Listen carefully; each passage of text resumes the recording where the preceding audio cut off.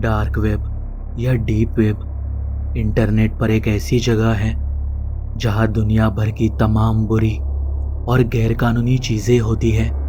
किसी अनजान व्यक्ति को सुपारी देना या और भी बहुत कुछ ऐसा होता है जिसके बारे में आपने कभी नहीं सोचा होगा। आप कहेंगे कि यह कैसे संभव है। भले ही यह असंभव और अवैध लगता है, लेकिन कुछ पागल मनोरोगी इसके लिए कितनी भी कीमत चुकाने को तैयार है। और इस संबंध में सभी लेन देन डिजिटल मुद्रा यानी बिटकॉइन के माध्यम से किए जाते हैं। इसीलिए यह पता लगाना लगभग असंभव है कि इसे किसने और कैसे दिया। हम जो इंटरनेट देखते हैं वह केवल 2% है। वास्तविक भाग पर डीप वेब का कब्जा है। डीप वेब तक पहुंचना इतना आसान नहीं। यदि आप सोच रहे हैं कि इसमें कौन सी बड़ी बात है, तो सबसे महत्वपूर्ण बात यह है कि गूगल डीप वेब की वेबसाइट्स को इंडेक्स नहीं करता, जिसका अर्थ है कि डीप वेब की कोई भी वेबसाइट आपको याहू, बिंग या किसी अन्य सर्च इंजन पर नहीं मिलेगी। ऐसी वेबसाइटों तक पहुंचने के लिए कुछ प्रकार के राउटर्स जैसे टॉर या ओनियन राउटर का उपयोग किया जाता है। तो ये घटना 2003-2004 की है। कॉलेज के बाद हम सभी दोस्त शाम को एक साथ इकट्ठा होते थे। ऐसे ही एक दिन बातें चल रही थी और विषय था डीप वेब के बारे में। क्योंकि दोस्तों के बीच ये पहली चर्चा थी, इसलिए इसे लेकर मेरी उत्सुकता बहुत ही बढ़ गई। मेरे उत्सुक स्वभाव के कारण ऐसा होना स्वाभाविक था।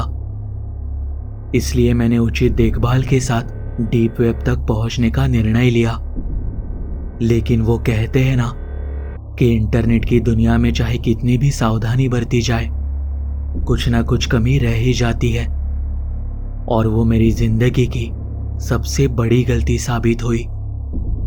उस समय डायल अप इंटरनेट था, इसलिए स्पीड बहुत कम थी, यहां तक कि 2G इंटरनेट से भी कम।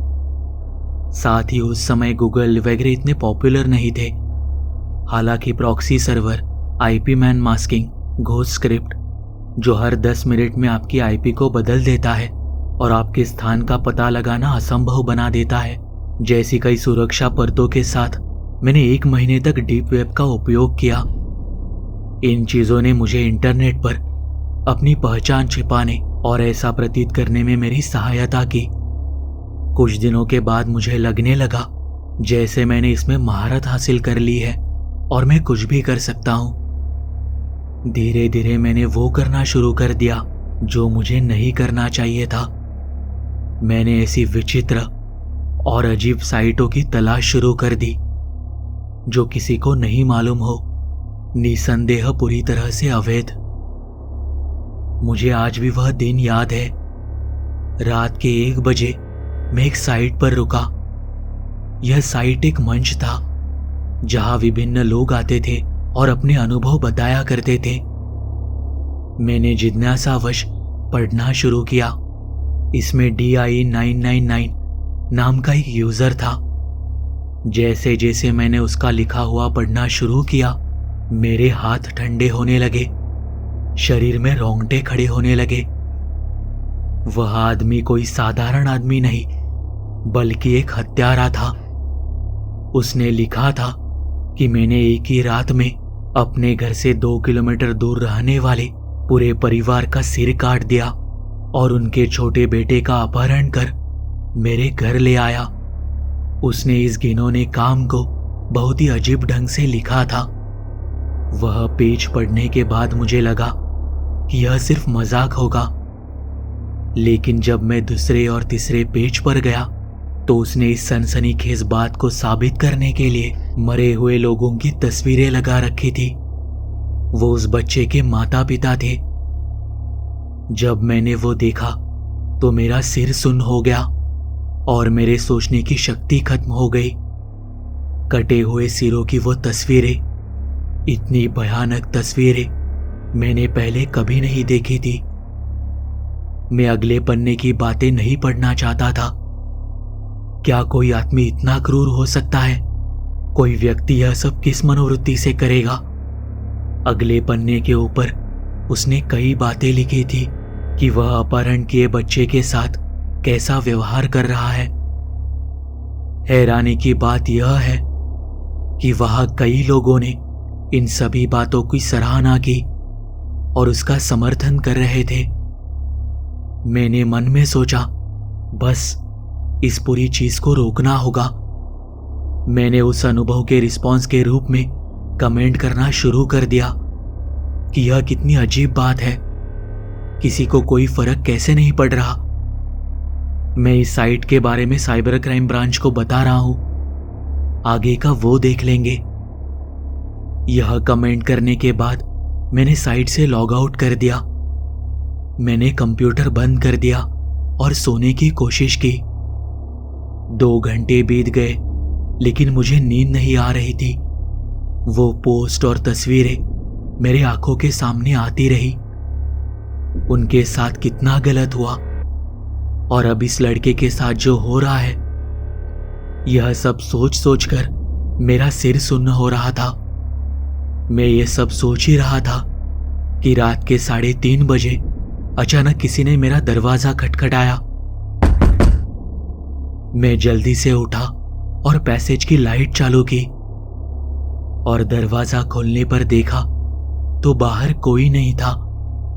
मैं सोने के लिए वापस आया, लेकिन न जाने क्यों मैं उस साइट पर वापस जाकर देखना चाहता था कि क्या किसी ने मेरे कमेंट का उत्तर दिया है या किसी ने उसे हटा दिया है।